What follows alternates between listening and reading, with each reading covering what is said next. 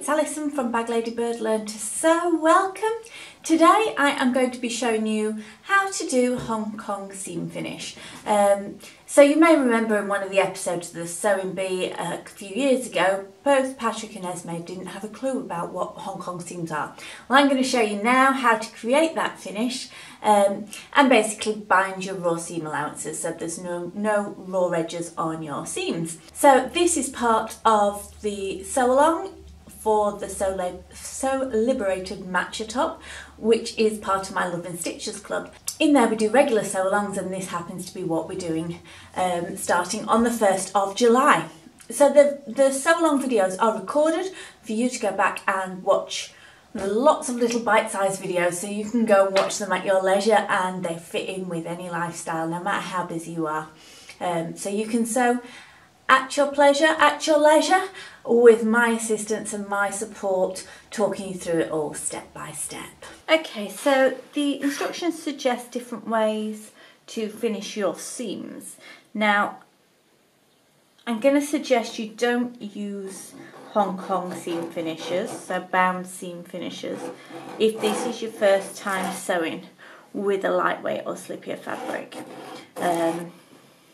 But what I'm doing here with my Pattern Master is I'm using the 4cm line, which goes along here, to cut myself some bias strips.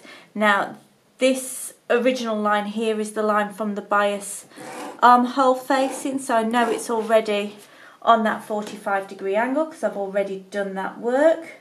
And now I'm just drawing on with my friction pen a new cutting line, just to demo it for you, because this is not the seam finish I'm going to use for mine.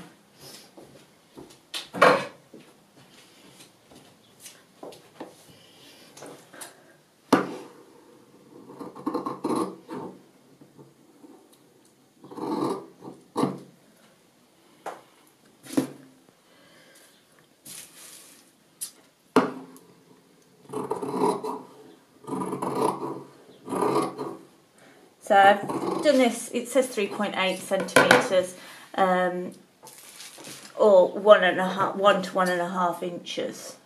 Oh no, it says 1.5 inches.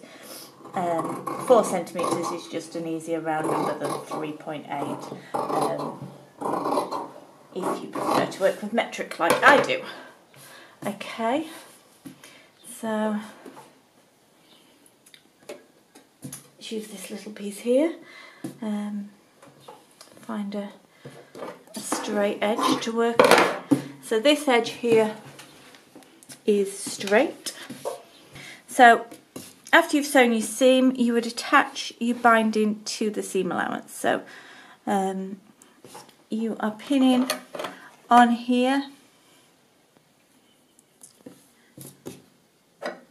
So imagine that is your front edge of your shirt, seam allowance.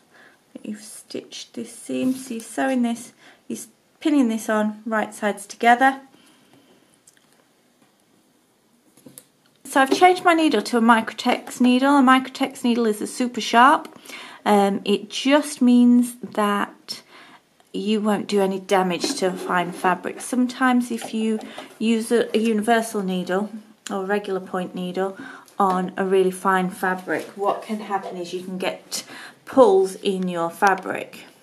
So to minimise the risk of that happening, use a Microtex, also known as super sharp. Okay, so we're sewing this with a 1 centimetre seam allowance. The seam allowance on the match top is actually 5/8, so your regular 1.5 centimetres. This Hong Kong finish you would do with a 3/8 seam allowance.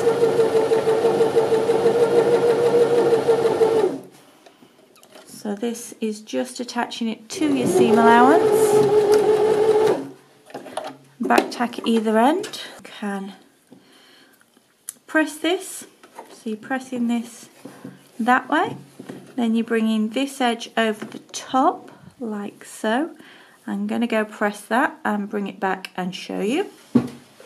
Okay, so I'll just show you. So you've pressed your seam allowance towards your binding first of all, then you fold your binding over the seams so that all the seams are tucked inside. And then what you want to do is you want to stitch in the ditch along this seam here. So you will still have a raw edge on the back, but because that is going to be pressed open with your seam and the bias doesn't fray, that will, you can just trim it shorter or tuck it in, whichever you prefer.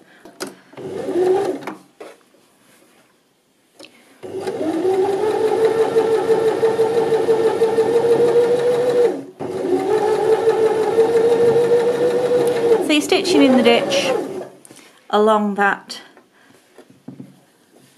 edge. Make sure it's pressed nicely, that bit isn't.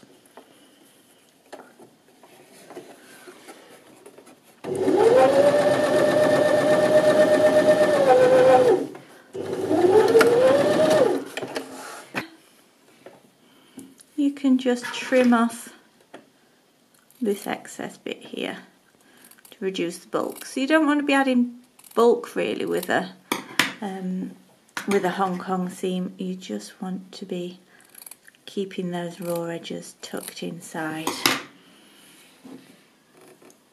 Okay.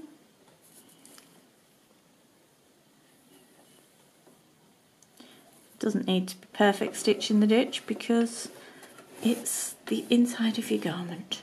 But that's what it's suggesting you do for your front seam edge. You can do it for all the seams on this if you want to.